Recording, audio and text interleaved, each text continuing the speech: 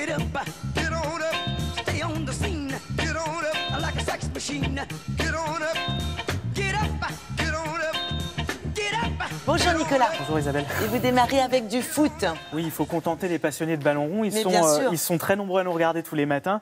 Et on va commencer avec la Coupe de la Ligue. C'est une compétition que vous pourrez suivre sur France Télévisions à partir des 16e de finale. On va voir les images des 3 premiers du championnat de Ligue 2, puisque ces premiers tours ne concernent que les clubs de Ligue 2 et de National. Avec Grenoble qui va ouvrir le score sur la pelouse de Metz.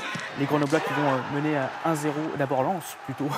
Lens qui va s'imposer dans le temps additionnel à Tours, grâce à ce but en toute fin de match. Le FC Lorient, lui, va s'imposer aussi 1-0, un seul but dans cette rencontre du côté de Valenciennes.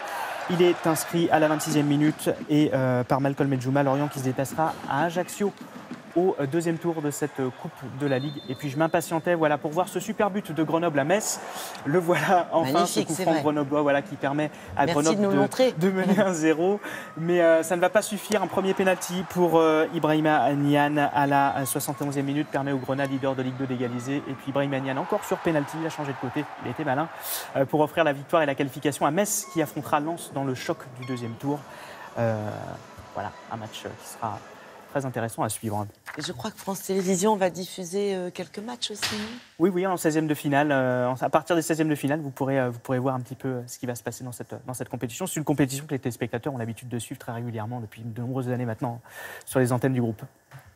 Bien, on continue avec un peu de tennis. Un peu de tennis. Là, je vais essayer de faire les choses dans l'ordre. Je ne vais pas m'impatienter. On va commencer par Caroline Garcia. Regardez, ça se passe à Cincinnati, la numéro 1 française qui était opposée à Victoria Azarenka. Tout tirage pas facile, ancienne numéro 1 mondiale, mais ça s'est très bien passé pour Caroline Garcia, qui se qualifie en 2-7, 6-4, 7-5. Gros morceau en 8e avec Karolina Pliskova, la Tchèque, 8e joueuse mondiale. Ce sera pas encore simple, mais on peut lui faire confiance à Caroline Garcia. Elle est en forme. Doigts, en tout cas. Mais oui, elle va le faire. Et puis regardez, ça va mieux pour Kristina Mladenovic, qui elle aussi se qualifie pour le deuxième tour. Une victoire en 2 manches, 6-3, 6-0, clair, net et sans bavure. Ça faisait longtemps qu'on n'avait pas vu Kristina Mladenovic comme ça.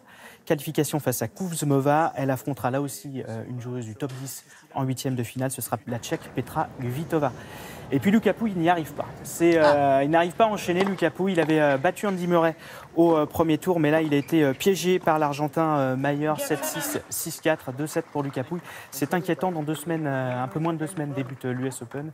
C'est inquiétant de voir Lucas Pouille quitter Cincinnati dès le deuxième tour. Et puis, peut-être mieux. On espère.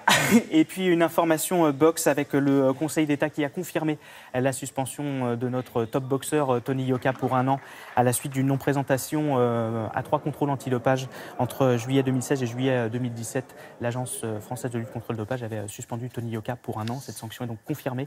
Il ne combattra pas avant juillet 2019. Ah bon, ça de ne pas se présenter au contrôle antidopage, généralement, ça ne pardonne pas. Ce sont des règles très contraignantes pour les sportifs. Il l'explique régulièrement, mais malheureusement, il y a quand même des ratés de temps en temps qui coûtent parfois des sanctions assez lourdes. Et vous venez de le démontrer. Et on continue avec un record de nage en mer.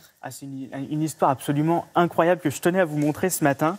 Il est britannique, regardez, il s'appelle Ross Headley. On va partir dans la mer. Lui, il nage dans la mer. Il n'aime pas les piscines, ce Britannique. Et donc, il a battu le record du monde de nage en mer. En fait, c'est un record de longévité.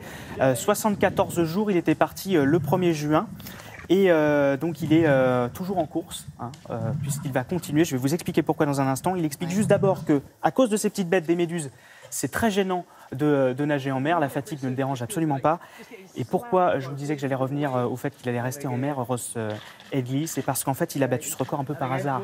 Parce que son record à lui, son défi, c'est de faire le tour des îles britanniques. C'est à peu près 3218 km. Voilà. Et ça se passe et comment? donc, forcément, il en a pour un peu plus de 100 jours. Donc forcément, le record précédent était de 73 jours. Donc là, il a passé déjà 74 jours. Oui, c'est juste mathématique. Et il nage, pour répondre à votre question, il nage à peu près 6 heures et 6 heures de repos. Voilà. 6 heures dans la journée, 6 heures de repos et ensuite il reprend.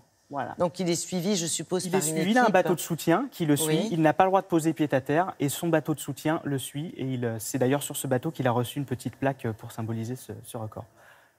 Écoutez, merci beaucoup, je ne savais pas tout ça. On apprend beaucoup de choses.